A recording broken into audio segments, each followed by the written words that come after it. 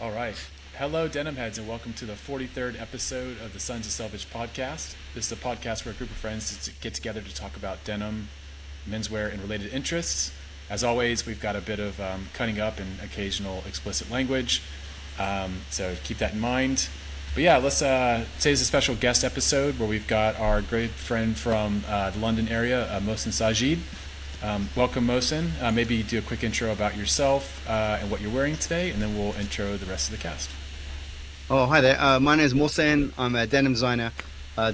Close to like 23, 24 years. Work for lots of amazing people, lots of amazing brands. Today, I'm wearing a Stevenson overall Cody shirt that I've had for a little while, and a vintage Evisu striped pant, which is quite fun. That's it, pretty much, yeah. Very cool. Nice. And maybe Andy, if you want to go next.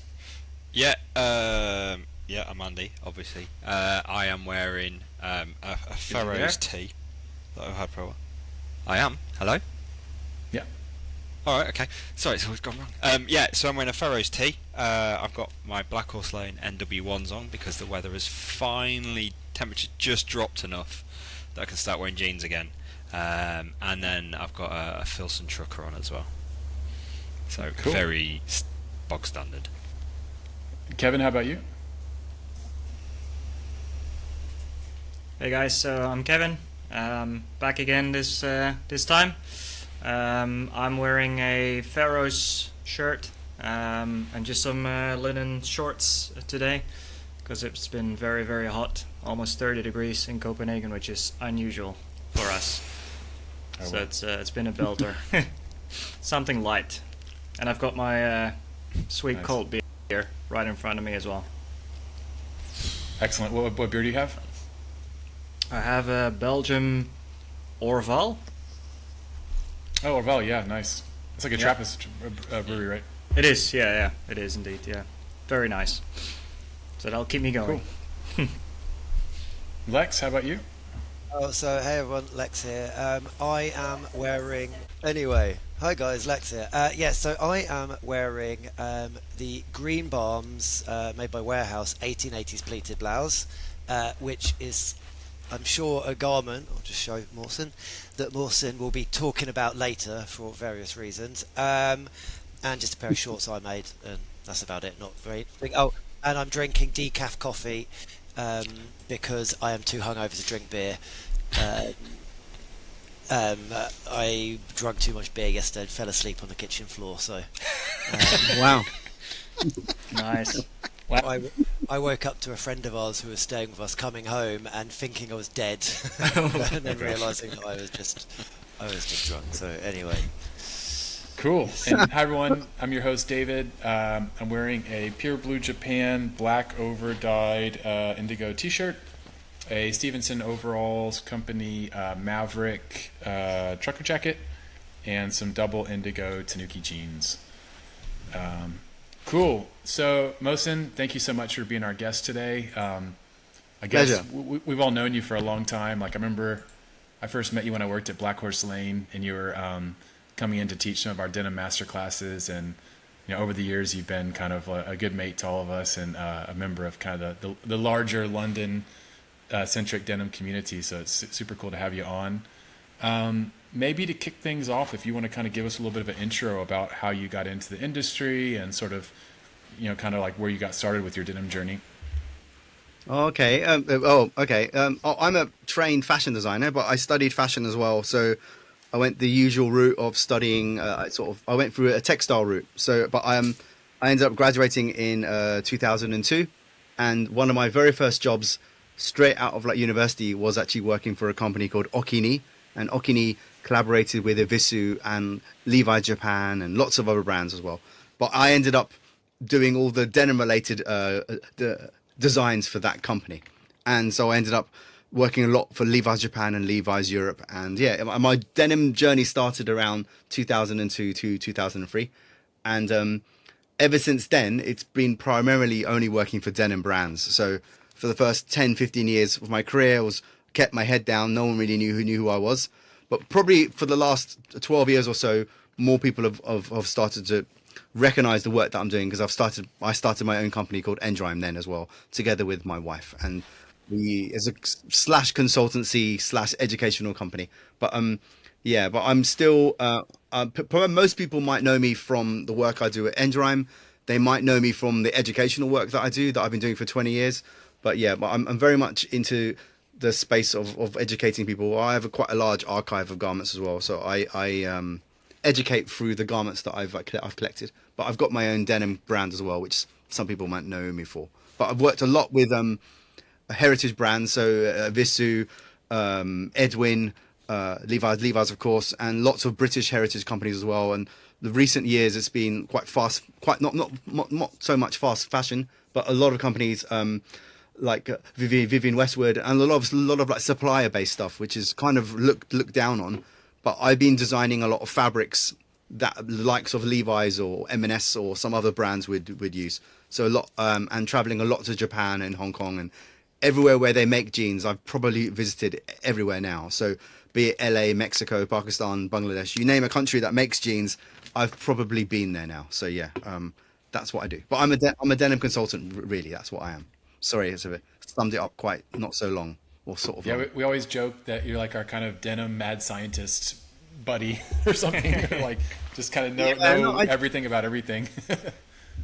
It didn't mean for me that to happen like that. I think what it is that when you're a designer that collects like machinery as well, even when Black Horse Lane's before they start, we know each other from Black Horse Lane. But when Han started his journey in 2014 or whatever, he came to me asking for what machines he should buy, and it led to me helping him for 4 years and then doing all his masterclass. I think I did like 14 in the end, but over a space of 3 or 4 years. But yeah, it's my journey has always been linked to sort of like construction. So I know all the machinery that you need to know, from not just the terrible machines and the crap machines. I know all of the most premium ones as well. So when it came to setting up my own consultancy, I ended up buying all of the machines. A bit like Lex here. It's like once you get into it, you know, I've now got Lex. I've got now 33 machines. Can you believe it? I've maybe more machines than Black Horse Lane now. It's quite mad. So it's like and these are all separate machines. Yeah. Where do you find space for them in your house? How my do you God. manage to cram in quite that many machines? I've got them in like 4 different spaces in my house, including the living room. And I've converted our house is really a denim studio. Like a house looks like the back of this. It's got denim banners everywhere. Anyone who comes over, they think it's mad, but they love it. Our parents come over and they think we've ruined the house. They go, "What have you done?" You know. But this summer we're building a studio, Lex, similar to what you've done. So hopefully we'll move a few of the things in that space and clear up a bit. But yeah, it's always going to be a denim house because we're surrounded by all our stuff. So yeah, it's funny. It's interesting. You've kind of touched on a few of the different topics I want to deep dive on, like your sewing machine collection, your kind of archive collection, Endrime. Where do you want to start? Because those are all like kind of interesting topics I want to cover in some more detail. Okay. I don't know. We could start, I guess, with the machines. I don't know. Cool. Wherever you want to start, really. Yeah, let's talk machines. How it came about was I had been working as a denim designer for the industry for about 10 years. I think the brand, I was living out in Singapore. I was working for a brand called like DKNY Jeans, and they had closed down their like New York office, and they had hired all these designers to go out and live in Asia, only because it was closer to all of the production, and there was lots of production problems. So it meant that someone had to go to a factory nearly every other week, or every 3 weeks we were going out to China or wherever, checking production. So it made sense having the designers out there rather than in New York or anywhere else. So me and my wife got hired and we were there. And while I was there, I got to understand about vintage like machinery, because I kept on buying. I had quite a huge budget of garments I could buy each season. These kind of companies, they rely on buying garments for inspiration. So I was always going, and I had like a budget of a couple of grand every season, and I'll go and buy a Paul Smith Selvedge jean, or I'll go this replica jean, or I'll buy an old in 1920s pant for reference. Whenever I came across anything vintage, I was always amazed by the type of stitching it had, like circle bar tack, for instance, on a Wrangler jean or whatever it was. And I used to always speak to sewing machine like mechanics and sewing machine shops in Asia. They had lots of these old guys and old Chinese guys, and they'll say, what type of stitch is this? And I go, oh, that machine, it doesn't exist anymore. They stopped making it in like the 30s, but I've got the model number. So I was doing I was even writing blogs at that time as well. And I think I got blamed by lots of other denim specialists for ruining the industry because I had basically not gatekeeped all the information. I told everyone what machines they were, what the 43-200G, the 47W70 for darning. I was the one who told everyone what the machines were. And as a result, the prices all skyrocketed of all of these fantastic machines, which I didn't know it happened. For me, I found a Union Special, I talked about it. I found a darning machine, I talked about it. The next thing I know, Raw Denim, or Heddles now, they reached out to me and goes, would you mind writing a best of machine summary or an article about the best machines you need to be a denim designer? And I wrote it in one day, the whole thing with pictures. And I think they said to me it's one of the most craziest things they've ever had because so many people commented about it. But as a result, many more people started hunting these like machines. So I've been kind of blamed for ruining the industry by all these random people buying machines and making everything skyrocket. But I helped out Black Horse Lane, and I think Lex and some other people definitely have got inspired by that list, maybe. I'm not too sure. But I know many people come up to me, positive and negatively, say, man, you've ruined it for everyone. I said, I didn't mean to. So, yeah. But my machine journey is very much... Yeah. Yeah, I've seen the list before. No, I know that article well. It wasn't anything. It was just more like they wanted to know from a denim specialist what are the machines to buy if you're a one-man brand or whatever. What machines are important? And you know, as some designers, there's a really great denim tailor in like the Netherlands called Paul Cruz, who our friend Kevin might know. And he was telling me, Mohsin, I only use one machine. And I said to him, dude, that's all you really need. It's just if you make production, if you end up going to a factory, they might use 12 machines, 15 machines, 18 machines, depending on belt loop machine, bar tap machine, all these different machines to make that jean faster. I just did my homework on which one was cool, which one they used to use before the 1930s. That's all I did.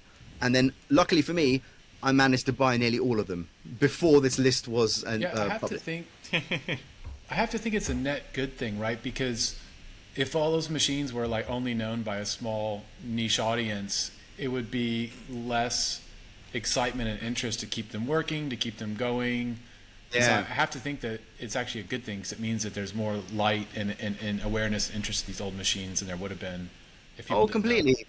There's lots of people like there's a brand in America called Riley Denim, very highly respected. You know, they helped Cone Denim as well when they had their own white oak factory still, and they were buying denim from them.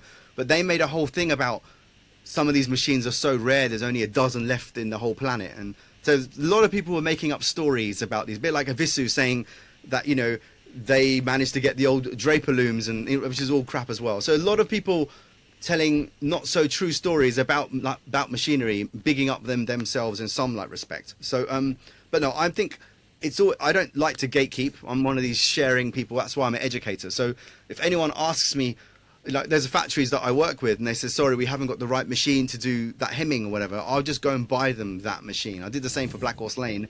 They were after a belt loop machine that's got thread inside that does a 3D belt loop. And I said to Han, I'll just buy you one. I'm buying one myself. I'll just buy two, you know. So I'm often the one who often buys people machinery and factories machines because I want their production to be good too. So yeah, but yeah, it's a mixed feeling, but I've had lots of negative responses by me not gatekeeping. Oh, don't know why I'm doing that on the. It's built into Mac software. Yeah. Where do you go and find these machines then, especially if they're like more vintage? Oh yeah, I found I've lots of stories. I think Lex and I can tell you about each machine, and it's like a baby. Each machine, how you find it. But I'll tell you a story about one of the machines. So I did some homework about. It was one of the Union Special 4300Gs. It's the machine that's right behind me, actually. It's a hemming machine. I've bought and sold probably about 10 of them in my career. And I found a shop in Hong Kong. I went to this area called Sham Shui Po in Hong Kong, which is a trims area. Lots of buttons and rivets and buckles. It's like 3 or 4 streets all intermingled. Leatherware, you name it. So I made it every Sunday. I used to go to Hong Kong a lot for work, and I was always there over a weekend. And every Sunday was a free day.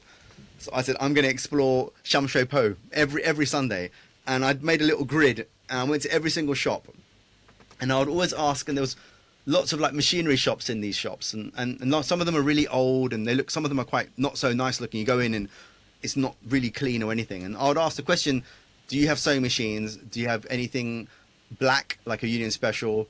And only one of them smiled at me and goes, come. And I walked around the back, and there was like literally a wall with 50 Union Special machines, each one at least 4 to 5 grand each. And they were selling them for about 800 quid a pop. So for me, I'm not one of these people that's greedy. Like, I just bought 2. I bought one for me and one for just a spare. I went back a few months later, they had all gone. So it's like, and even with video games, I'm into my video games, and I went to Japan, and there was a really obscure game that my brother and I really liked, and I found it, and it cost $1,000 each, and it was nothing at all. There was 4 of them there. I only bought one, and I said it's more fun when someone else finds it rather than me being the idiot to buy all of them and make loads of money. I said that's not the right way to make money. So that's so. But for me, I did my research on certain machines after speaking to other denim designers and denim manufacturers as well. They will tell me, oh, it's this old machine, we haven't got one anymore. So I made a note of all these types of old machinery, and you can still find old catalogs and things as well online. But we're talking with Kevin. We're talking like we're talking nearly 20 years ago that I did all this analysis and research then. Yeah. And I blogged about it as I was doing it, which was really funny. So yeah, it's all fun. But yeah, often you can find old machinery from. There's a really special like Union Special booklet. Union Special is one of the machine manufacturers. There's a book that I've got, which I can share and you can post it on. But basically, explains about how to build a factory and what machines you need to use for every single line, That's cool. and what machine you use for every component of a workwear garment.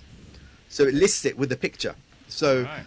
I didn't lift that book, but I lifted one or two things from that book. But but those kind of things are like invaluable for people like me. So there's lots of things you can find if you do your homework. Yeah. But I found machines underneath dogs. I found multiples of machines that are in bits. I've Frankenstein machines together. I found mechanics to help me, and I've done things myself as well. Even last week I bought a machine that was in bits and I put it together myself. It's amazing what you can do. I wouldn't say I'm a mechanic, but you kind of have to be a mechanic when you're into machinery. So yeah, you have to understand how things work. What would you say, or maybe I'll go first and Lex, you can go right after. What would you say are your like top machines in your collection, like the ones you're most you cherish most? I cherish the machines people wouldn't care about too much. I've got this new machine which is an embroidery bar tack machine. It's very, very modern. It's like a normal bar tack machine, but it has like a touch screen on it, and you can design anything in a 4x6 rectangle.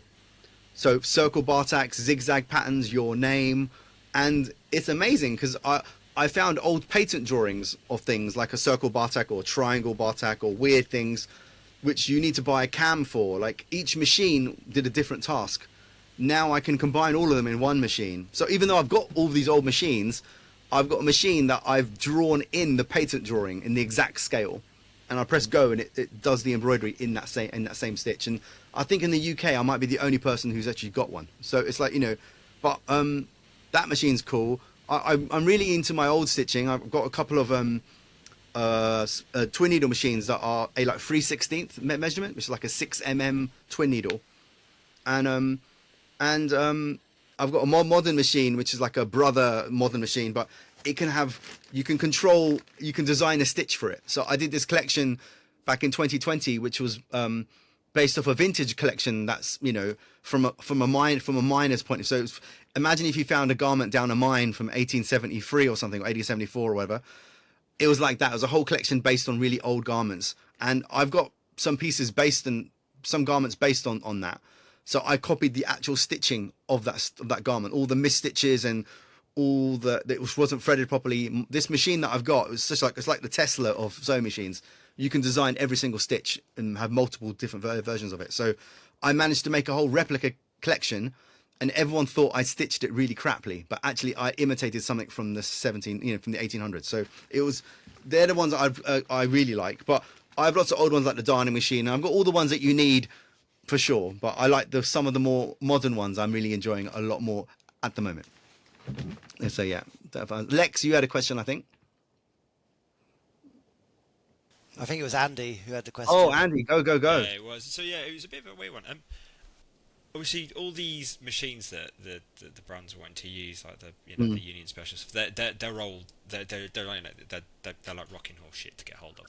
Man, they're antiques now. Yeah. I was gonna say, are there any brands that are trying to basically do repros of them for people to use? So then it's easier to get hold of them. So some of the bigger brands can use them for their, so they can almost not mass produce, because none of the brands that we're kind of really into really mass produce on.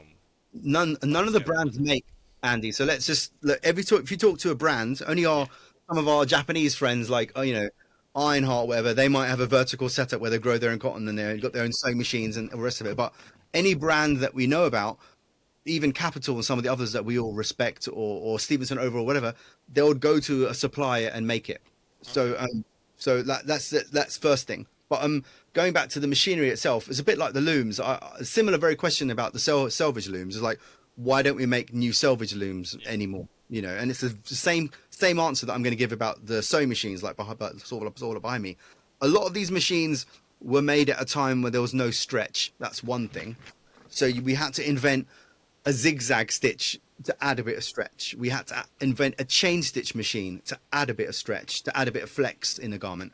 Nowadays, modern machineries, you don't have to do that. We have much stronger thread now, the polyester core with a cotton wrap. We have new advancements in cotton thread.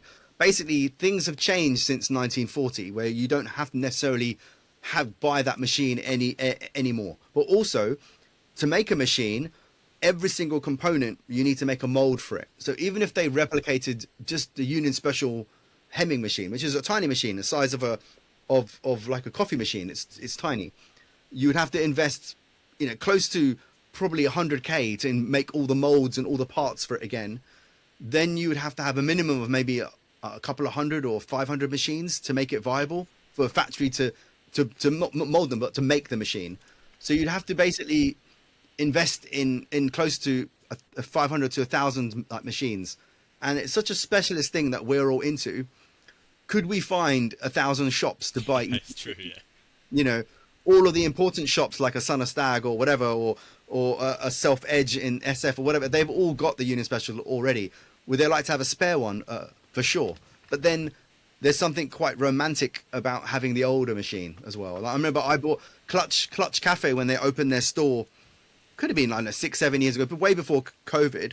Like a Tucker-san asked me, Mohsin, I need a Union Special. Can you help me? I was like, yeah, I got a guy in Pakistan. He's got like no joke, 50 of them. I'll get. What kind of one do you want? Do you want a black head from 1930? Do you want a medium one, a grey one from 1970, or do you want the newest one that was like a creamy color from the 80s? And he goes, I want the black version, the black head one. And I was warning him. I was telling him very nicely, going, even though it looks beautiful in your shop, it's not a power horse. You can't run 30-ounce denim through it. It's it might even break. It's like an old antique car you're going to put in your shop. And you're going to have someone behind it who doesn't know what they're doing, pressing down really fast on it, all this kind of stuff. And within a year or two, it was broken. So, so it's just these old things are difficult to maintain, and you need to know each of them, and they all got personalities as well. It's like an old car. You know how to shift the gear, all this kind of stuff is the same. So I've got a related question. I'm keen to hear your opinion on the whole heavyweight denim thing. Like, to my understanding, the jeans of like the Old West would have been like 10 ounce, 9 ounce, that kind of ballpark. And now everyone's like, oh my gosh, 20 ounce, 30 ounce, 40 ounce. And like, for me, 14, maybe 16 feels kind of like my upper bound. Like, what's your thought on the like super heavyweight denims? Okay. I actually designed one of the most heaviest jeans. So I had the record for about 10 years until Naked and Famous beat my own record. So Naked and Famous made their 30-ounce jean. I think a year later, I made a 38-ounce jean. They only beat me, a year, like 6 months ago, whatever it was, until they announced it many years ago that they're only 40-ounce or whatever.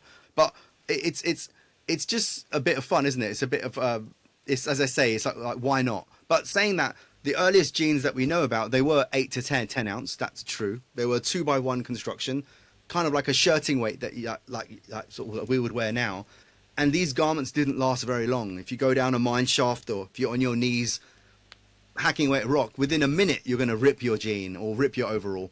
So they quickly upped the ounce, and they quickly figured out a 3x1 was slightly stronger, and they stuck with that. So, it was a 10-ounce fabric. But I'm not a firm. I don't mind wearing heavyweight, but I think anything above like 16 for me is a bit silly. So I prefer it's a 10-ounce, for instance, on a nice trucker jacket or But I do get excited about blanket lined and things like this. But no, I'm not much of a fan of super heavyweight denim. I think it gets a bit too silly. But I understand if you're a motorcycle rider and you need that protection, and that's why those garments are there. So yeah. Do you have like a grail denim fabric that like is like your favorite, either one you designed or a heritage one? Like, is there like a particular fabric where you're like, oh my gosh, this is like my favorite denim fabric of all time? Yeah, there's many. I've designed so many over the years, close to a couple of hundred that I've personally designed. But there's one in particular that I sort of like dream about. It hasn't been invented yet, and I'll tell you what I think it should be. It should be made on a Northrop loom. That's a British selvage loom. It should be made with a bacteria indigo. That's indigo from bacteria, not from plant. It's a like derivative. It should be using a recycled cotton or pure hemp, like no cotton at all. And and that. So for me, there's things like that I still dream about, of like making a garment that won't damage the earth and there's no polyester in it. But that's just me. But the fabrics that I love. There's 2x1 qualities that Cone have done that have been around for years, close to 100 years, which they still like kind of like repeat. And Cone have got a lot of slack over the last few years, especially when White Oak closed, and the narrative about they no longer exist is like ridiculous. They've been around forever and they're going to carry on being around. But you speak to most denim people and most denim specialists, even they're confused, going, do they still exist? And I went, what planet are you on? They're still one of the biggest. They've got 2 humongous factories in Mexico. They have a humongous one in like China, which is the most modern factory I've ever seen. The most sustainable one with the most eco water saving plant with the most solar panels that you can lick the floor how clean they are. They're so on top of it. But everyone just keeps on talking about White Oak the whole time, and that's a sad narrative. So they've still got all their know-how, and so it's a strange one. But favorite fabrics, I love a duck canvas, like a 2x2, like the Carhartt qualities that you guys might associate with, and I love a good like 2x1, nice shirting weight. They're the ones that I get excited about. But yeah. Awesome. Yeah, and I guess with Cone Mills, I guess Redemption Mills is kind of like carrying the torch for White Oak to some degree. Is that correct? I think it's a company called Proximity Mills, which is another. Sorry, Proximity. Yeah, it's okay. It's okay. It's a couple of really cool guys who old. Is like a Greensboro guy. We should get on this podcast. His name's called Evan, like sort of Morrison. Very knowledgeable Greensboro kid that actually used to get into trouble by sneaking into the factory when he was really young. But now he's holding the torch, and he's in the old facility, and they've got a couple of looms going, and they're doing some really cool things. But and they're keeping that they're keeping the Greensboro story alive, because obviously Cone are no longer there. They've got a head office there, of course, but then they haven't got the plant anymore. So, but as I said, that narrative does have to change, because they're still leaders of denim production, if anyone knows about them. So yeah. So maybe shifting gears a bit, let's talk a little bit about your history and education. So I know you've, as you mentioned, done the denim master classes with Black Horse Lane. You teach at some of the different universities in London and the UK, and often do a lot of like guest educational courses. Like maybe speak a bit about your history there. Actually, it's going back to Cone again. Back in 2003 and 2004, I did a project with Cone where I worked with a company called Duffer of St. George. You might not have heard of them. They're a British brand. They're not as big as they were. They're actually, back in the day, they were very important. They're one of the first brands in Europe to import a Visu in. So very important in our denim story. If it wasn't for them, we wouldn't have premium denim in like Europe or the world. So very important brand, Duffer. So Duffer collaborated with Okini, and I was a designer at Okini, and they asked me, we're only going to collaborate with you if you can get Cone Denim to supply the fabric.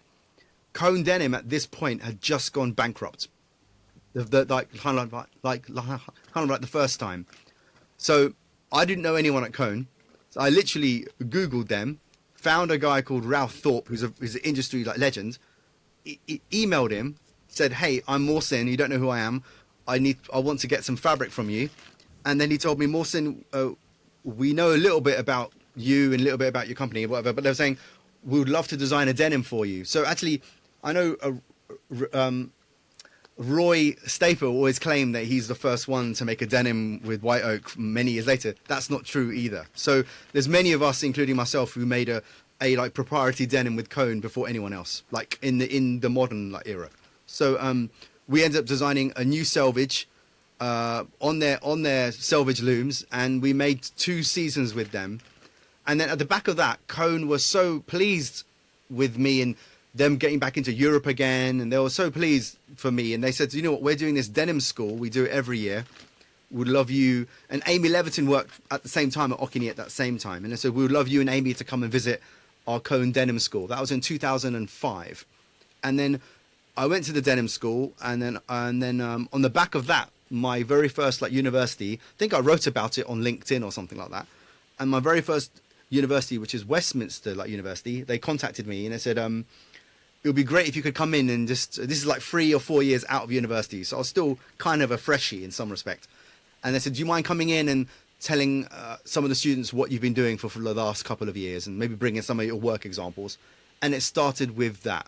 And I ended up doing a denim project with about 30 students, and I went in every week. And yeah, and then I think it could have been ISCO or Orta. I got them to sponsor the fabric, because I got like 100 meters sent to the university. And then that was it. And that was the first denim project I did. That was 20 years ago. And then word of mouth happened. And then within 6 months, I was teaching at another university, then another university. And now 20 years later, I've taught at more than 35 different like universities. And I'm now staff at Central St. Martin's, Kingston, London College of Fashion, and Ravensbourne. So, but saying that, I've taught many, and not just the UK, Hong Kong, Milan, Singapore. I've gone all over the world teaching denim design, and it's something that I love, and it's resulted to lots of other things, from book publishing to denim workshops with the likes of Black Horse Lane to many other people. But it's snowballed to a beautiful thing that started all because of Cone. So blessings to Cone. Yeah. And do you and Lex cross paths in your educational journeys?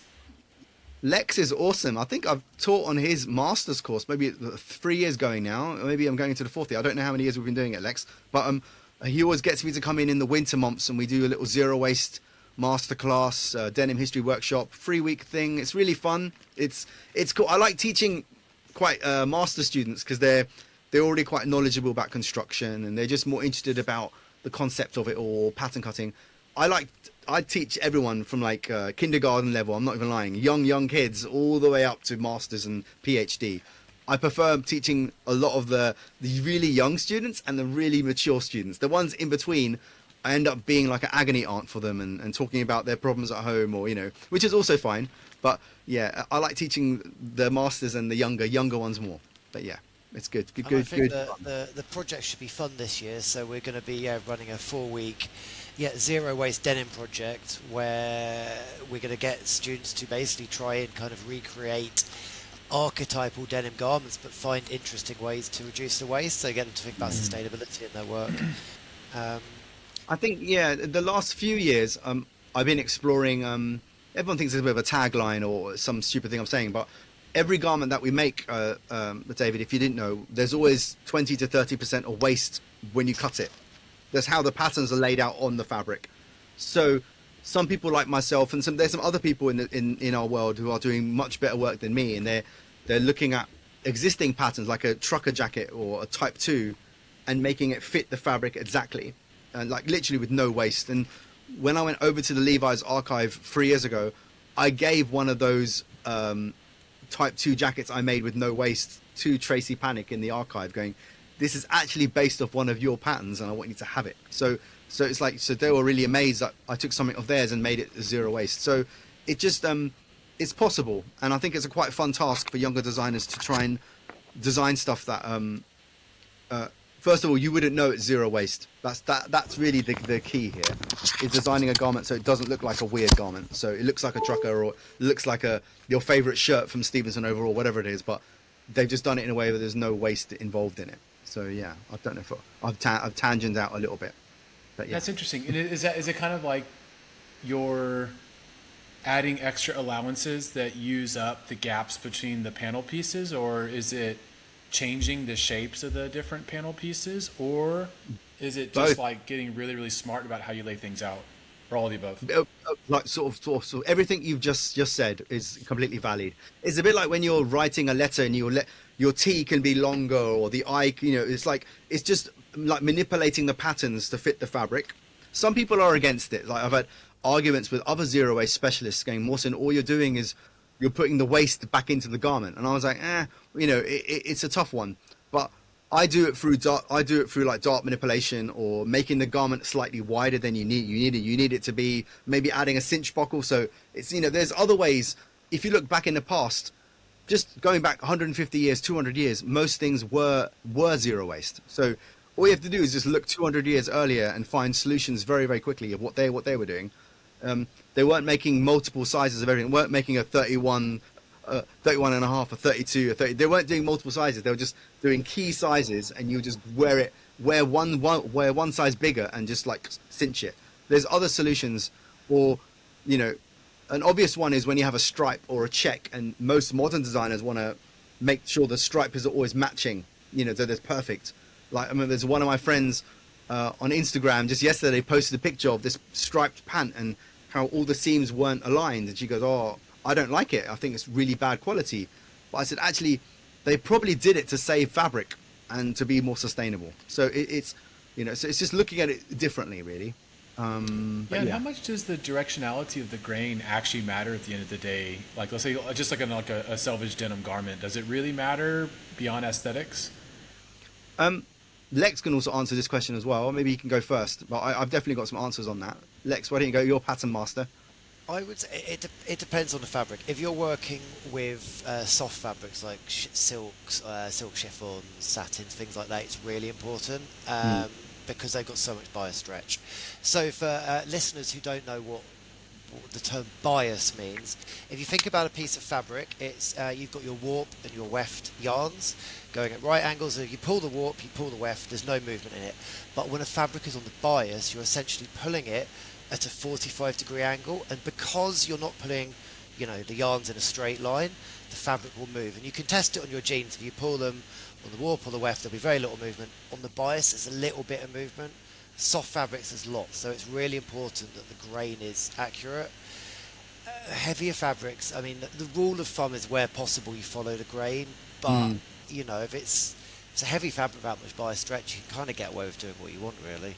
I think so just to add on what Lex is saying, I'm a historian, I'm a denim historian, so I look at lots of old garments and old pre-workwear garments like pre the denim era as well, and a lot of these, the direction of how the fabric was quite important. Like the yoke, for instance, is cut in a different direction to help you with shaping, the waistband as well, for instance, and pockets sometimes are cut in a way to lift up your bum, would you believe. There's lots of interesting things, and the yoke as well. So if certain panels weren't cut in that way, they'll fit differently, or they'll drop like differently. So in the denim world, it's quite easy. It's mostly a straight leg, and you're right up against the selvage or an overlocked stitch. And I'm not one of these people that's against. If you spoke to me years ago, I'll talk about I'd only wear selvage, but I don't really even care about that anymore. So for me, it's just really about how it's made and with that. So yeah, it's the direction is quite important. Especially, I remember designing jeans at Edwin where we used to pattern cut it so your bulge was bigger. Can you believe? Your front, literally without anyone knowing. So lots of clever, and people would say, "Oh, this jean fits so well on me." And I'll smile at them and going, "Yeah, that's right." So, but there's lots of things, like little tricks that people do to make you feel good about stuff, and that's what good denim designer does. They have a leather patch that shrinks strangely, or a 3D belt loop that wears away really beautifully after one wash, and wow, it looks brilliant. These are all engineered, really clever engineering. Or a twisted seam, or dart manipulation, or whatever, all these things they did 20 odd years ago. They're all cleverly engineered garments. But yeah. Yeah, there's an interesting kind of through line on that too. A bit about the denim masterclasses and a bit about the one-piece fly. So I remember, I think Tom, who obviously he couldn't make it today because of family stuff, I think attended the first denim masterclass you did with Black Horse Lane, and then years later he launched his own brand, United Overalls Co. And I think I had just started working for Black Horse Lane when you hosted the second class. I believe it was the one where like Probably, TJ yeah, Snyder, Mm. and a couple other folks had come out, and I was like just learning to sew back then. And one thing that was always interesting to me was the fact that you got us to do the one-piece fly construction in a master class where like some of us were more advanced, some of us were more new to sewing, but like we all came out of that being able to actually realize that design in our jeans, and like that was like no simple task to get people to success, because it's like kind of a bit like this Mobius strip thing where it's like Right. really crazy how it works, and being able to sew that was pretty cool. I think what's interesting about being a historian or knowing about old construction like I am is like everyone always, whenever you speak to any young denim brand or any young person who wants to become a denim designer, they'll probably copy a Levi's pant or a Leo Wrangler pant, but all of them relate back to a Levi's pant from the 1920s. So not much has really changed, but the one-piece fly, or the continuous one-piece fly, was invented in 1877 by the chap that made Boss of the Road, and a like competitor brand to like Levi's. And that's why we don't know about this detail, because it wasn't invented by like Levi's. And to be honest, Levi Strauss and his team probably would have loved to have that detail on their jean, but Boss of the Road were clever enough to actually patent it, a bit like Levi's patented the rivet, so no one else could like use it for a short amount of time. So and that detail now is owned by VF or Leo Wrangler. They do nothing with that detail. Obviously it's become public like domain now, but so just like most construction, you can't really I've been in court cases about construction. It's really quite funny, but it's just how people claim they invented certain things, and you just go back 20-30 years and you find someone else had done it earlier. So it's like it's whether but no, the one piece fly is something quite amazing. And when I decided to teach that method of sewing, it was only because it's a better method than the one that we are used to. That's all it is. It's like why teach someone the Primark or Sears way of doing a fly when I can show them a premium version from 1877, which they probably have never seen before. And that's what it was. And you can still do a zipper version, and you can still do other versions. But yeah, it's just, and it's not too difficult. Like I've shown factories how to do it in Pakistan, to like Japan, in America or Mexico. I even gave a video quite recently to a factory in like Bangladesh, literally 2 weeks ago. I'm working for a company, and they said we need a video of how to do the one-piece fly, and I did a step-by-step video for them. So it's like, there's still people wanting to do it, who want to learn that method. But yeah, it's quite fun.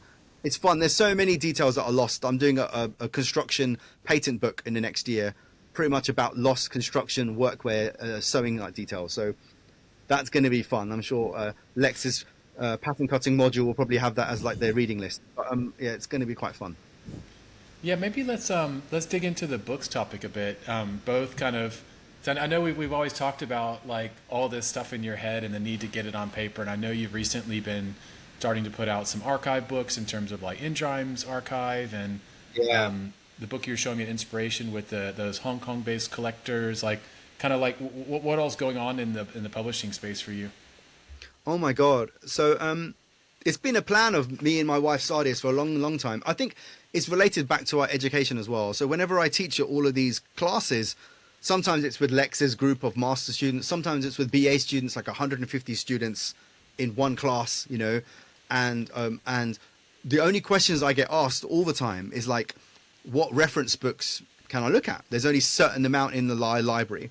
Or are there any good pattern cutting books about denim? Are there good any archive books about denim? It's all these same questions throughout the last 10 years or so. And I came to the conclusion, no one's gonna do them. It's not gonna, everyone's gatekeeping, as I said before. A lot of people gatekeep. So I said, you know what, I'm in a position where I probably could release a step-by-step denim making book. I do a class for the last 10 years. I could just do a book version of it. That's easy. I could do one about trucker jacks as well. That's easy. I can do one about all the other types of trucker jackets. That's easy. So these are books that me and my wife are planning, and we've planned about close to 10 books now that are going to be published in the next 3 years. and some of them other people are doing it for us. So we're going to be doing a book with a really talented denim designer called Zanore, and we've hired her. She's a Turkish designer, and she's going to do a book about the history of washing treatments.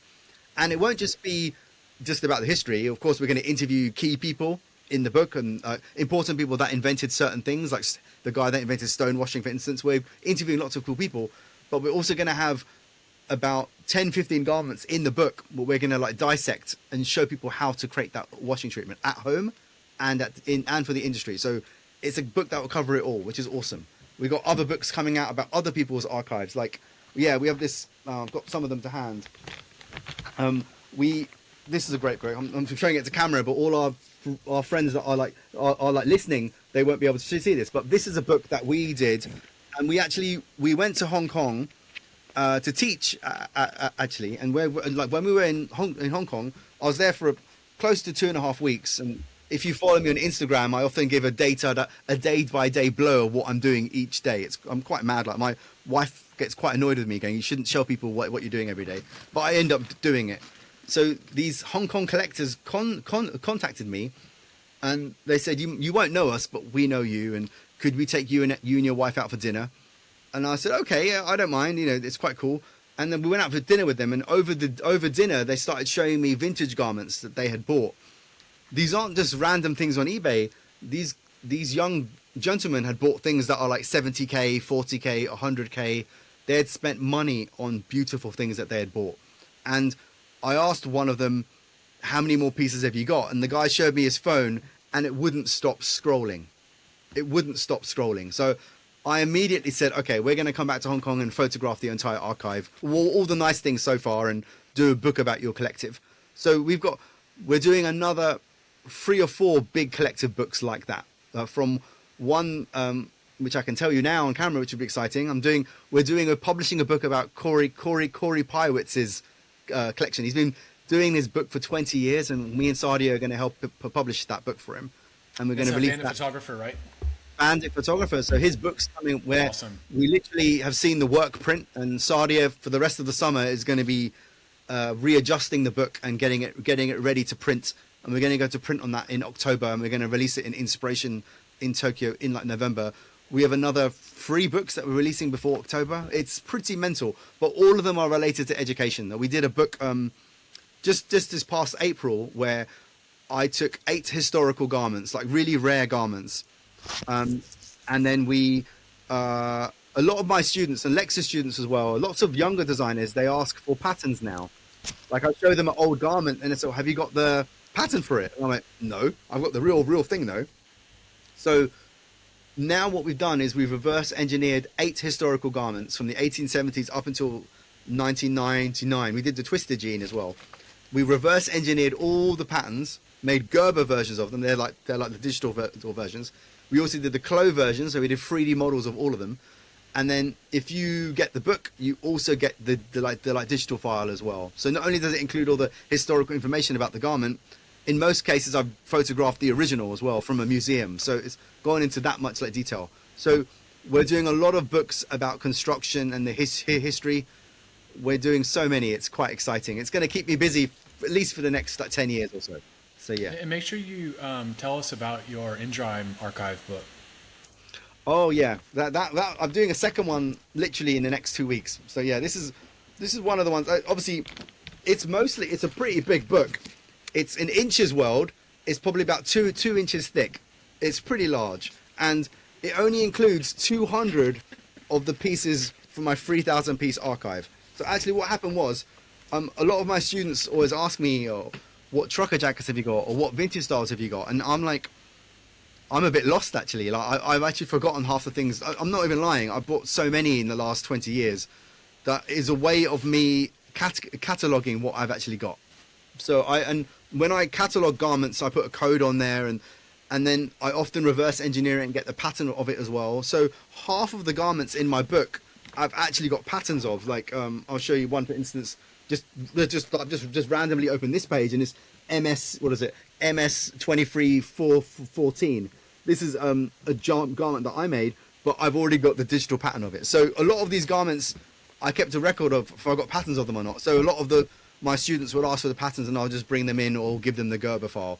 But in the future, like literally in the next few months, we're going to be launching a different part of our website where you'll be able to download patterns as well for lots of historical garments for hardly nothing, like $10 or something. We haven't even decided on the price, but it'll be a really a small amount just for the trouble of doing it. But so many students in the US ask for patterns now because half these garments are in like a museum, or they're too expensive. They can't go out and buy, you know, a $500 trucker jacket for reference, or one of the things that like Alexis bought, which is an amazing replica from a miner's garment. It's very difficult to buy these things, so I'm about sharing the knowledge of it while I can. So yeah.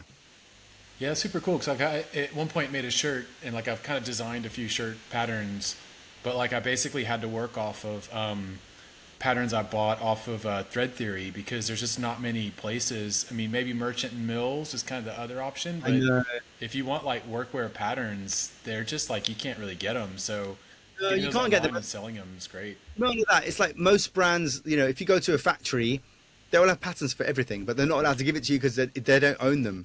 So the only way a young designer can get hold of a 1960s trucker jacket is to probably get one and to get a tracing wheel out and trace it off and understand the shrinkage, and it's twisted as well, so you have to reverse engineer the twist back to being straight again. There's a bit of engineering involved when you copy a pattern, and you need to understand a lot about that when you do it. So yeah, it's complicated, but for a young designer it's not complicated. It's just they haven't got access to it. That's the only problem. They haven't got access to it. When they do, I bring in a suitcase full of stuff. Sometimes it's 2 suitcases worth of vintage garments, and for a few hours, all of them are going nuts over it. And some of them get tracing wheels out, and even the collar shape or the sleeve shape, they trace it off. And I encourage all of that kind of stuff. So yeah, it's fun. It's certainly fun. And seeing their smiles as well when they see a vintage garment or a garment that they know they should be wearing white gloves with. But I've asked them, you can just try it on to understand the fit. I've been to the Levi's archive and you're wearing white gloves and you can't do anything with them, but I let my students try them on and just understand a bit more about the garment. But yeah, so Lex, if you got anything to add on this, you know a lot about my archive. You've seen some bits that I've brought in. If you want to start adding. Actually, I was going to ask about your archive. Obviously, you've got about 3,000 pieces. I've seen quite a few. I've probably got more. I stopped counting, but yeah, I have a fair amount. Do you have any? Okay, double question. Do you have any particular favourites, like from your archive? And are there any kind of grail pieces that you would like to add if you could source them / afford them? Because I'm guessing they would be ridiculously expensive. Yeah, I've been exploring the last, I guess, 10 years or so, the histories of workwear. So everyone knows about Levi Strauss and Jacob Davis and a German and like sort of a Latvian, German-speaking immigrants in America that invented everything that we know about and started this whole movement of workwear.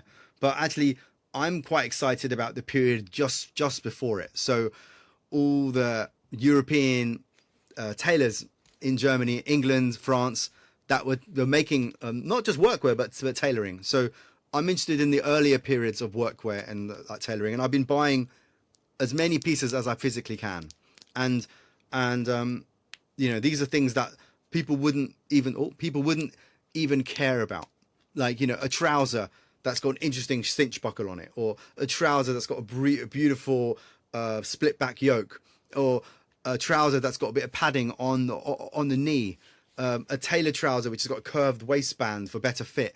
These are all things that in a denim world we did, So I'm finding the origins of a lot of these things. So that's something that if I could have infinite budget. I remember speaking to a Jewish museum in London, and they weren't interested to help. They weren't even interested to even acknowledge what I asked for. So there's some people that don't want to help in this field, but it's a whole grey area which no one's really explored.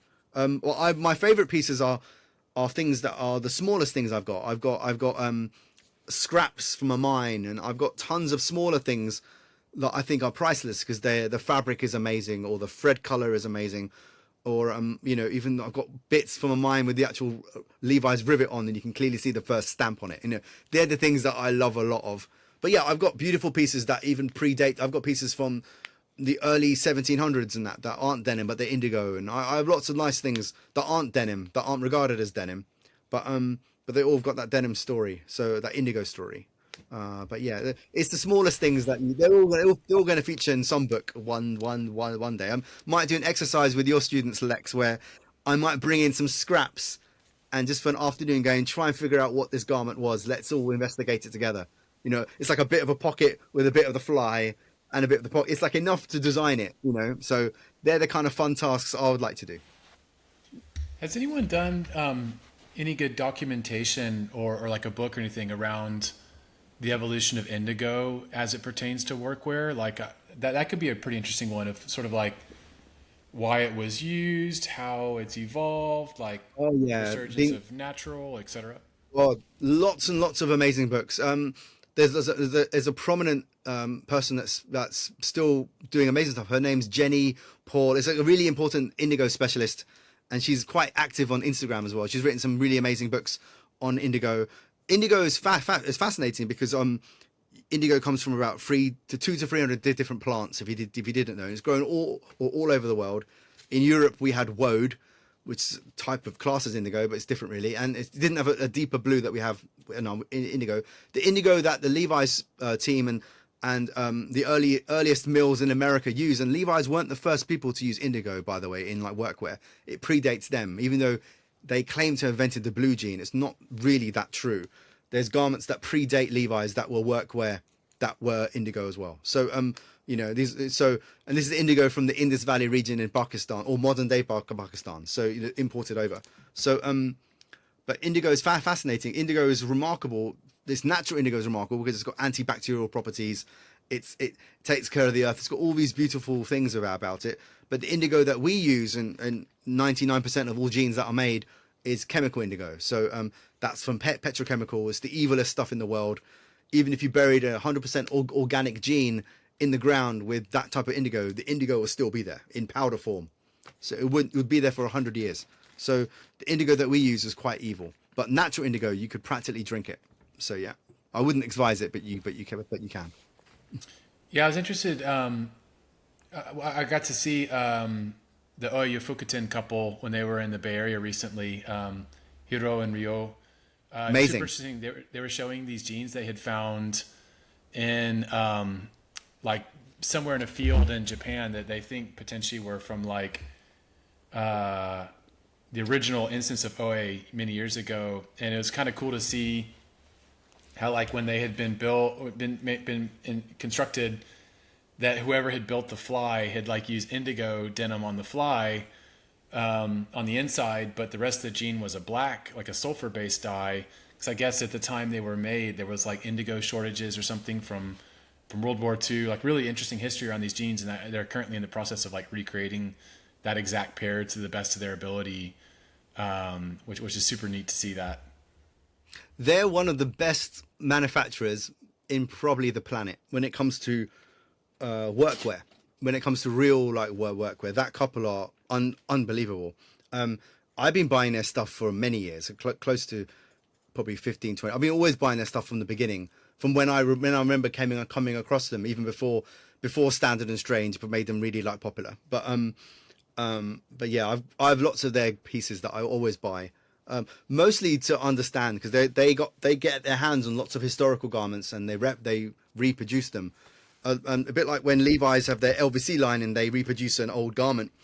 Sometimes most of them get bought up by people like me, who want to understand how this old garment was constructed, or so you know, because they're so expensive anyway. They're $500-600 a piece. Not everyday person can buy it. So.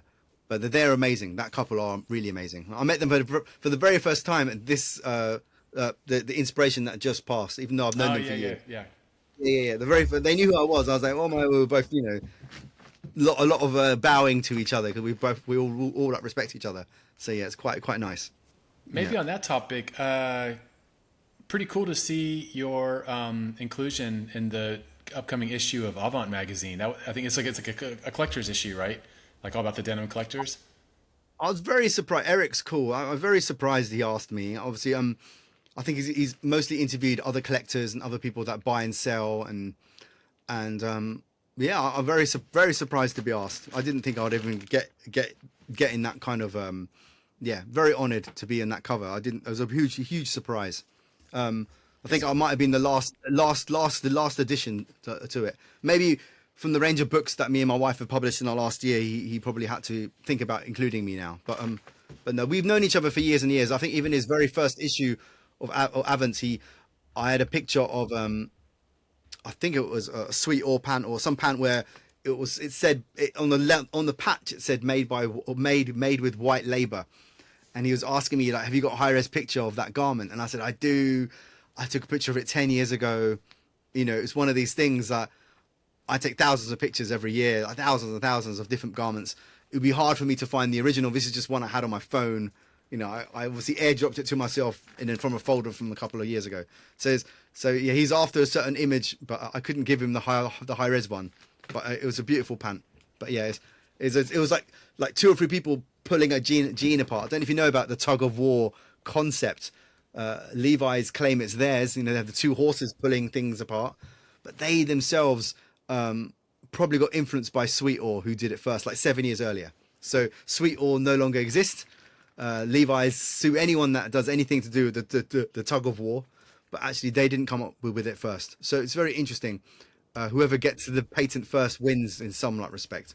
But yeah.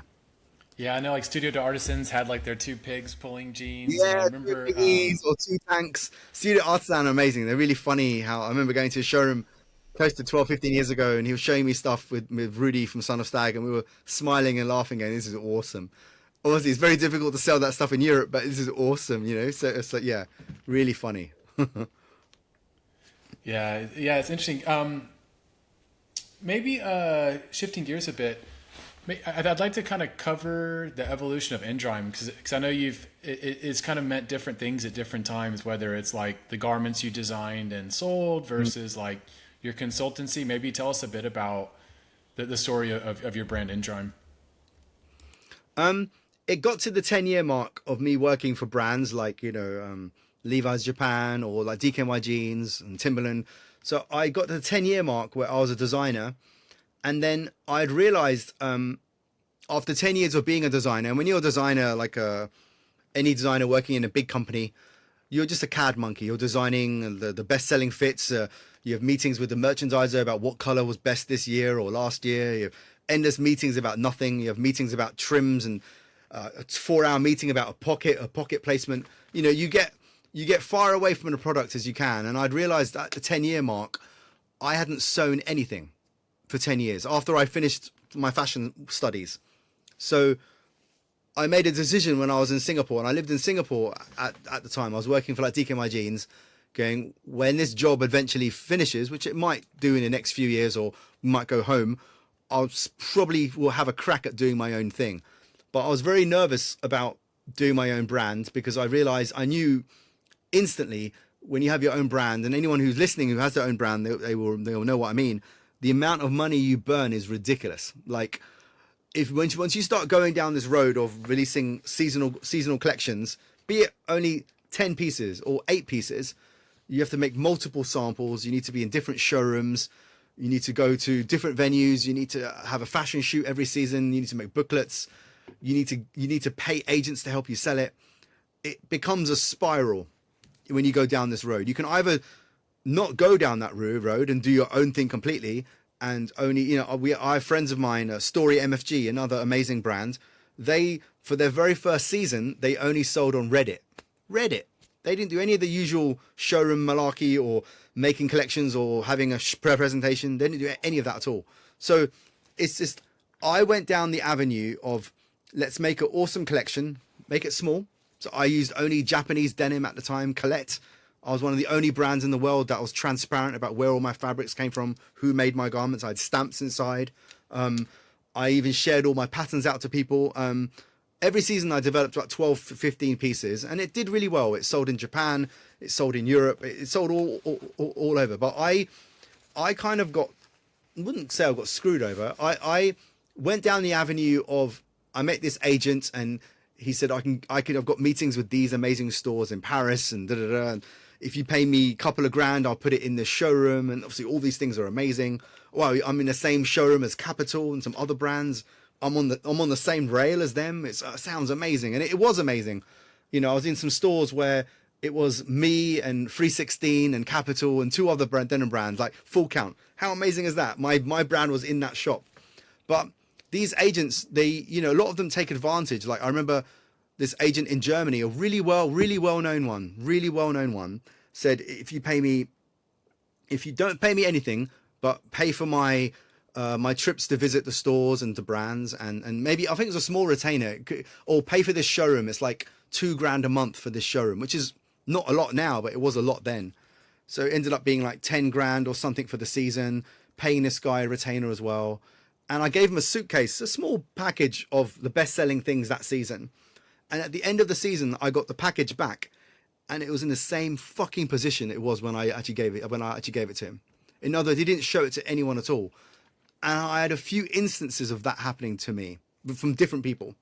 So I was just thinking, everyone's just taking the piss. You know, they're just thinking. So I made a decision, and at the same time, I was doing loads of private label and making stuff for other designers. And, you know, we had done loads of amazing photo shoots where we had, you know, shot stuff on video as well. And a lot of other designers were coming to me going, hey, do you mind helping us as well? We have these garments. Could you shoot it for us? Or we have this factory.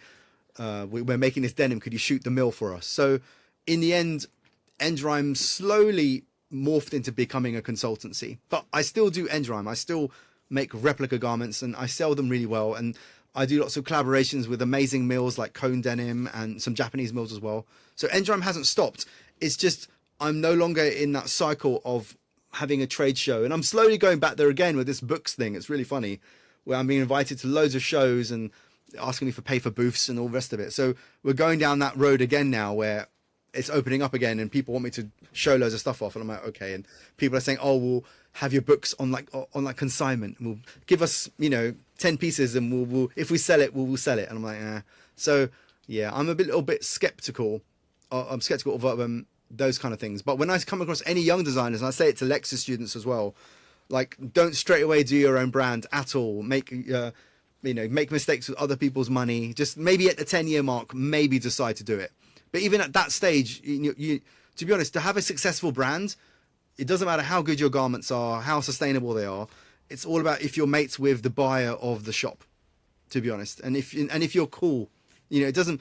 I had the most ethically sourced brand ever, all made in Japan, all the rest of it, and hardly no one bought it. Now, 10 years later, students are referencing those same styles now, which is quite remarkable for me. They'll say, could you bring in that pant again? And I was like, oh wow, you're interested in that? I did that 12 years ago. Okay, sure. So it's like it's a weird one. But Endrime was a denim brand. It still is a denim brand, but it's turned into a consultancy now. That sums up the story. It's interesting. Well, actually, before I change topics slightly, first and foremost, where should folks go if they want to buy your books? Like directly from your website, your Instagram? Like, make sure we know where to go. Yeah, endrime.com. There's free there. There's another free we're going to be releasing by October, November. Every year we're going to publish 3 books a year, probably more, than how fast we can do it. If I could do that full time, I would. I really would. I think the focus should just be on that. But obviously I have to pay the mortgage and we have to take care of a few things. So we're still doing all our consultancy and all our teaching assignments. But yeah, if the books thing really goes the way we're hoping to, then it's going to be books like full time. So yeah, awesome. Yeah. And related to that, I mean, I know I follow a couple different social media accounts of yours, and you're always posting interesting stuff, like the fashion shows you go to, students doing cool innovation. Like, which account do you recommend folks follow to kind of keep the pulse on all the stuff you're discovering in the industry? It's a little bit embarrassing. I have 4 different Instagram accounts. Only because when I had my first Instagram account, which is Endrime, my business account, it had things from my personal life in it and pictures of the garden and the cats and God knows what. So I made a decision, it was quite a while ago, to separate them all out. So I have Mohsin Sajid, which is easy to find, and it's just me. Still loads of denim stuff in there. It's mostly always denim. And then I have Denim History, which is my educational work. So anything that I do with any university or college, it's there. Or any students that I'm mentoring or helping or spotlighting, it's there. And anything historic, like if I'm talking about a construction detail or some historical magazine or booklet, it's there. Denim history. And of course, I have Endrime Studio, which is actually all the stuff that we do for other people. So if we consult for Cone, or if we do a special collection for a mill or a recycling company, again, denim related, that's Endrime Studio. And I have one other which I've forgotten. But yeah, that's it. But I have 4 different Instagrams. But yeah, Endrime Studio, Denim History, and my own name. There you go. I mentioned them. They're all 4 there. But yeah, but Endrime is probably the one they should probably follow. Or Denim History if they're interested in all the books and education stuff. Denim History would probably be the one. If I could pick one, that would be the one that I would probably go to. If you want to keep up to date on the books. But yeah. Yeah, and is it correct that you're involved with the Denim Museum that's opening up in LA? Sorry, I missed that. Went a bit. Is it correct that you're involved with the new Denim Museum that's going to be opening up in LA? Yeah, so I'm involved with that. So I'm the European ambassador. I think that's the title they're giving me. But I'll be involved in teaching some masterclasses and getting them big sponsorship deals. I think a lot of the work that they need a lot of help at the moment with financing and getting the right partners involved. The chap that's running it, the main guy called Lauren, he's another denim designer, 10 years my senior, very, very well respected in the industry, and he's heavily involved in construction and making as well. But he needs help getting financing to build his museum, and I think he's in the right area for it. And they're going after a lot of important people, a lot of bigger players from the Levi's of the world and the rest of it. But a little part of me is saying it should be a bit more independent. I think when you rely on some of these bigger players and they kind of dictate how the museum is going to be run and what the narrative would be, for me, denim history, even though Levi's is a very important part of it, I'm giving them as one example. There's many more important people, like 20 other brands that people don't know about that are very, very important, who help that narrative. And lots of immigrants from China and Japan that made patents that other denim people use. There's an important style called the Wu pant. I don't know if you know the Wu pant, but I've got a scrap of that actual pant. So it's so lots and lots of historical things that no one knows about. So these are things that I want to highlight in the museum, and not just the same old boring narrative of Levi's, Lee, and Wrangler, which, to be honest, is important, but also not important. So it's a much bigger story than that.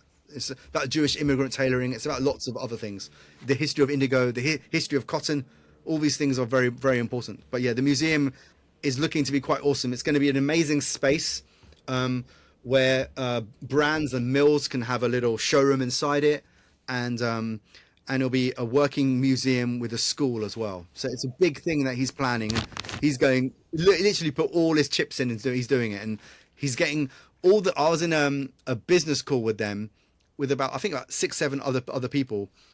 Everyone else, they weren't denim people. They were all just business people and clever people who build museums, who build things like this. So he hasn't just got a range of his buddies there. He's got the best people, the best team he can do, including myself with the schooling and the education part, which is a real honor for me to be a part of. But yeah, that's cool. Yeah, it's cool. It's coming. And I think Lauren, any major denim show in the US, he's always got a little booth there talking about it. I think he's going to be in the Kingpin show that's going to be literally next week in New York, and he's always in Inspiration LA as well, and other things, and anything related to that denim world in America. He's always got a little booth explaining about what he's doing. But yeah, very good. Yeah, and interesting. Maybe one last thing for me, then I'll kind of close out and see if anyone else has any other questions, or if you want to cover anything else. But I just had a flashback to when Black Horse Lane had their first opening party, and Kevin and I went. So I think Kevin had heard about the opening of it, and it was like basically our meetup was kind of just getting started. Was it at the factory itself? Was that first evening where? Yeah, with all the blue balloons and stuff. And I think we met you there. We met Katie and Bobbin from Story. Oh, Bobbin! I've heard that name of his. He now goes by Saeed now. Can you believe? Oh, he does go by Saeed now. That's good. Okay, yeah, because I know he had kind of had like a tag name for a while. I know that for 10 years. It's quite funny that you said Bobbin. That's funny. In person, I always call him Saeed, but whenever he was always like, "Oh no, just call me Bobbin." But that's good to know. I haven't seen him in a long time, but yeah, it's funny how so many of us kind of met all that time ago, and how we've kind of stayed in touch over the years. But Yeah, it's a good community in London for sure, and like that That was what Black Horse did. What Han and his team did at that time was astonishing, because they obviously he was a tailor and he wanted to go into denim, and he had the space that his family owned, from my understanding, and he kitted the space out. He got all the advice from myself and from other people, and he did a little pre-party. I don't know if you're involved in a pre-party. 1 year before the party, he did another party. We invited industry leaders and myself and other people, and I helped him organize it. And he basically had the empty factory. In each room, he would tell you what was going to happen in that room. There was food there, and that was quite fun. So he had a pre-party 1 year before the event, and then he invited the same people back again. So that was quite fun. So yeah, he probably came to the opening party. It was probably when the factory opened. But yeah, that's speaking been of that 10 years now. I think you might have been our first in-person guest when our meetup was happening, like early days. Is either, yeah, it had to be you. You were like our first kind of like industry friend who came and hung out with us at the meetup. And I think we all kind of knew each other by that time. Yeah. Me drinking my sort of like Diet Cokes probably. But yeah. We're at that brewery, craft brewery in Islington, I think. Yeah, nice. Oh man. Such a good history. It's a couple of good people. You've had like Julio and some other really important people at events as well, which I regret not coming to. But it's just very, very nice. But yeah, thank you so much. Have you got any other questions? It's been like the David and Lex show. So far. Any questions at all? There's no dumb question. Ask anything you like. You want to. I think one from me is firstly, do you ever buy any garments from any brands that are not necessarily in our sort of denim niche, as you want to call it? Yeah, you'll be surprised the stuff I buy. I'm often buying the most shittiest things you can imagine to understand the construction. I'm not even lying. I bought a €3.5 euro jean from Primark, only because I wanted to understand how they got it to that price. Only because I was asked by a fast fashion company to make a jean at that similar cost. So to understand it, sometimes you have to buy a competitor's garment to understand it, And then so it's really amazing. But I buy weird things. I'm often buying a lot of women's wear. I'm buying lots of tailoring garments. I'm buying lots of outerwear and lots of military as well. I buy lots of things. My archive isn't just purely denim, because I'm interested in fit and construction and seam work and all that kind of stuff. And lots of advancements have been made in military wear as well. That's why all of us are geared towards wearing lots of military stuff for its performance and how the sleeve moves and all this kind of shit. So all this stuff, the best advancements have been in that area. But now denim is coming to its own, where all the best advancements in washing treatments and fiber are all happening in the world of denim. So the denim world is picking up, where all the best things are happening in that world now. So yes, we're not just copying other people, we're leading it. So especially when it comes to fiber development and the heaviest denim and all this other stuff that we're doing, and the heaviest weaves and protection garments and tencel and hemp and all these amazing fibers that we're using, which most denim heads wouldn't even know about. Like, I've made a jean that's fully like recycled, and you wouldn't know it's fully recycled. You think it's some amazing jean from like 1920 that's selvage, but no, the whole thing's been recycled. So yeah, it's always good. But no, weirdest things I've bought. I've been buying tons of aprons. I've got more than 50 different types of aprons. I'm sure I'll do an apron project or apron book one day. Lots of vintage stuff to modern day aprons. But I like the most simplest things. So sometimes one of the cats is like behind me. But yeah, I was showing off I had some friends over for pizza last night, and I was showing off the apron I designed when I was at Black Horse. Where I did the kind of like five pocket paneling on the front and like coin pocket and stuff. And I found the original sketch on my phone, and I was showing friends. That was a lot of fun. No, it's always fun best things are when it's designed for a purpose. Like, an apron, a protection garment, you bend down and the pocket moves with you. It doesn't, it's so fun when you make something and it works. And like, there's a really talented designer in like the Netherlands, and she designed this whole collection for a group of gardeners, just gardeners, like people who work in the field and in the gardening haberdashery, whatever it is. So and she made all these garments for them, that for all their tools, and everything was perfectly placed. And it looks like a garment any one of us would actually wear, but it has the perfect pocket for a knife and a perfect pocket for this tool for gardening. So it's like, yeah, when it's for a purpose, it makes more sense. It's wearable as well. So yeah. Lex, there's the garden company from Japan where you often collect their stuff. Is it Nawaki? Is that the brand? Yeah, Nawaki, I use quite a lot of their stuff in their garden. They make good quality products. They've got some cool like gardening kit too, right? Like kind of aprons and hats and trousers and stuff. That's pretty cool. Yeah, I don't have any of that personally because I normally just wear shitty old ripped up shorts in the garden. But Yeah.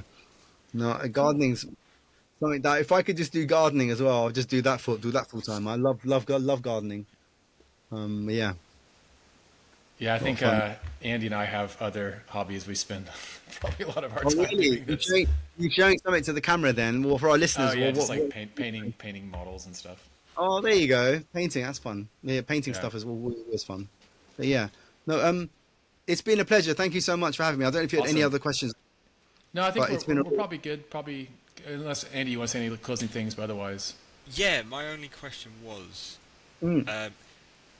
what has been the most kind of surprising design feature that you've seen take off that you wouldn't expect to? You know, like the worst one that some reason has become exceptionally popular across like the majority of brands, or has really kind of taken off within like fashion. I was involved in a court case more than 12 years ago. Oh, It wasn't me. It wasn't. No, it's a really interesting story. It relates back to what I'm about to mention. So G-Star decided to take a number of UK denim designers to court, and these UK denim designers hired one solicitor and a lawyer, and that solicitor contacted me because if you type in denim history on the internet, sometimes my face pops up. It's quite a funny thing. That wasn't meant to always happen, but it does happen now. And then, so this solicitor contacted me and go, look, we've been given this massive document. It's about 1.5 inches thick or whatever. It's all about pattern cutting. And Lex, you could have easily have done this as well. You should have been asked to do it. But anyway, they came to me and they said, our client's been taken to court.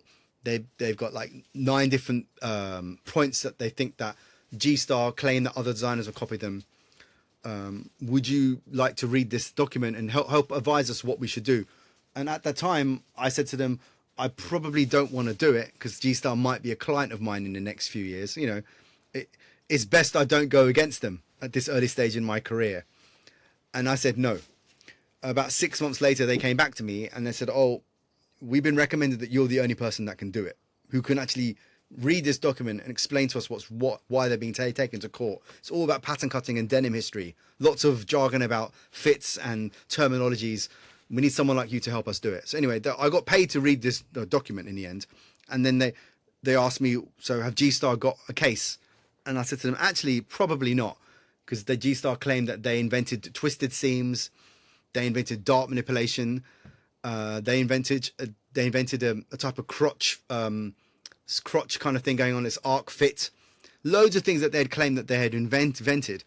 But then I said to them, actually, I've got styles going back to the 40s that have all of this stuff on it. And they said, really? And I said, yeah, I've got it in my archive right behind me. And they said, no. And yeah. So I ended up doing an expert report about these styles that G-Star claimed were they invented. And in the end, G-Star was so frightened by my report, they ended up hiring a friend of mine to do a counter report about mine and to like discredit me, which was quite funny. So this went on. And then I did a counter report against them, and it went on like that. And in the end, it went to the court of law, people with wigs. Massive court case. No one reported on it, which is crazy to me. I thought everyone would be on it, but I think someone paid someone so they didn't know about it. But basically, it was a week-long court case. I had to take a week off work. I was working at Timberland's at the time, and I got given a letter, saying that you've been summoned to go to court. And I was like, oh, shit. But I'm just an expert witness, so it's not me going to court. So it was just me, in case I get asked to speak in the box or to speak, you know, I had to be there to give evidence. So in the end, that we claimed lots of things, and no one really won the court case in the end. It was all a big waste of money. But there were certain things that we claimed that weren't necessarily true. Like, so going back to why they didn't win or why no one won is because when a certain detail becomes commonplace, this is the term, commonplace. So let's just say Amy Leviton at Denim Dudes does a report about, I don't know, a trend, a cool fit or a cool wide fit or a pocket shape. Once she talks about it, the likes of Marks and Spencer's, Target, Levi's, Lee will all see that report, and their design teams might design something like it. Once it's in the public domain like that, no one owns it anymore. So that's what happened here. So G-Star claimed that they had invented these things. Even though they might have invented something, they certainly didn't invent it really, because they were these all things that was invented years before. So, but they just made it. You know, they designed a pant with that detail on it, and the likes of like River Island or whatever it was, M&S decided to copy it. They were just following trends. That's the thing. They were following trends. So it's a real fun thing. So what details do I not like? Going back to your earlier question, I don't like it when certain washing treatments are in the wrong place or a certain knee whiskering in the wrong place. I don't like it when you have a weird kind of twisted fit, which is a bastardized version of something that Levi's did from 1999, which is amazing. Some people, they copy things and they do it in such a horrible way. But you know, things evolve and that's fine. But I don't know, there's so many things that I do dislike. I don't like it when you got the same button on the fly that you have on the main button. I find that quite poor. You know, there's so many small things that I like question. But I'm very much a detail-orientated designer, and there's lots of things in it. If I don't know, one of your questions about what brands I like or whatever, that's a tough one as well. I don't really look at anything modern at all. The only brands that I wear are probably Stevenson Overall and Full Count and a few others like that. I'm into a lot of heritage-inspired garments, and you know, for me, it's like I'm stuck in an era from the 1870s to the 1890s, and that's it. I'm really not interested, but I want to make it in a modern way using modern fibers and clean construction and no slave labor. They're the things I want to try and do. But I don't know, I've deviated quite a lot from your question. But the court case thing was really funny. Well, maybe in closing, so I'm aware we're kind of at the hour and a half mark. Want to say huge thank you, Mohsin, for being our first in-person guest when we got our meetups going. And yeah, thank you again for being a podcast guest. And also, lastly, thank you for always listening to our episodes and my social media posts and correcting all the mistakes we make. I can almost always count on you to correct me on something. I don't mean to. I do listen to your recordings whenever I come across them, and when I do listen to them, I'm always like, sometimes I'm cringing, going, oh, they didn't know the answer to that, or you know, Tom or someone else would say something. Even Lex was like, oh, maybe I know it, or maybe Mohsin would know, and my name's mentioned. I was like, shit, man, I should have just been invited to this talk to talk about it. We've learned that we get so much wrong now that just mid-podcast. No, it's not that you're wrong. There's nothing wrong about not. It's not about being wrong. Even I might not be right, but I think sometimes there's like, I think you're doing something about the history of trucker jackets once, and Lex quite rightly said, actually, the triple pleated blouse is considered the earliest version, and he's 100% correct there. So it's like, you know, there are things that you guys are doing really well, and the listeners to this, well, it's all about, you know, spreading knowledge, you know, and the thing is, be it like sort of like designers like myself, or like sort of like enthusiasts who yourselves are, who other people listen, it's all great, and we're all going down the path of understanding what the best fit is, and who's making things in the most best way, and what's the best selling, how it's made, how what mill was being involved. You're educating people, and all the things that you're doing are very important. From, you know, you might mention Colette denim or Cone denim, or you might mention an like obscure mill, and some young designer or some person will just like Google it and go down a rabbit hole and find out more information about that company. So you're doing important things by referencing what you're wearing, even though it's funny, like what you're wearing today. I said, you know what, that's quite a cool thing to do. So, you know, so yeah, I made a special effort to wear a nice shirt for you. Others, I'll be literally wearing a hand-me-down like t-shirt with, you know, whatever it was. I was like, no, I need to wear something a bit better than that. I sometimes forget we do that bit myself and just turn up in like put a shirt on. I got my pajamas down at the bottom. Yeah, exactly. I'm wearing vintage Levi's today. Yeah, exactly. I'm wearing a replica, blah blah blah. But no, it's very important, and it's very important to spread knowledge and to this vintage world that we're in and this denim workwear world. There's not many people that are documenting things in a very relaxed manner, and denim is meant to be like that. I'm a fashion designer first of all, but I'm a denim designer next, and I don't like fashion people, but I like denim people, if that makes any kind of sense. Because fashion people are very, very different, and they look down on all of us, which is quite funny. I meet many people who look down on us denim people, and I'm like, man, you ain't got scratch on what we're doing. We understand how things fit, we understand how things wash. You guys don't understand even that. So yeah. It's a great community that sort of so you guys, and I'm very honoured to be involved in it, even if I dip my toes in it. I'm very honoured to be involved. But yeah. Well, thanks again, Mohsin. Really appreciate it. Really appreciate your time and your contributions and all the ways in which you're connected to our scene. And of course, for listeners that want to learn more, please go check out Endrime, ENDRIME.com. See your book, see your brand, see your clothing. Yeah.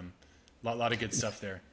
No, and like denim history, that's probably the more important one now, because all this stuff is on there really. Endrime is just the brand, and it's great, but denim history is what people should be looking at, because that's where I talk a lot more. Is that denimhistory.com or in addition to denimhistory.com?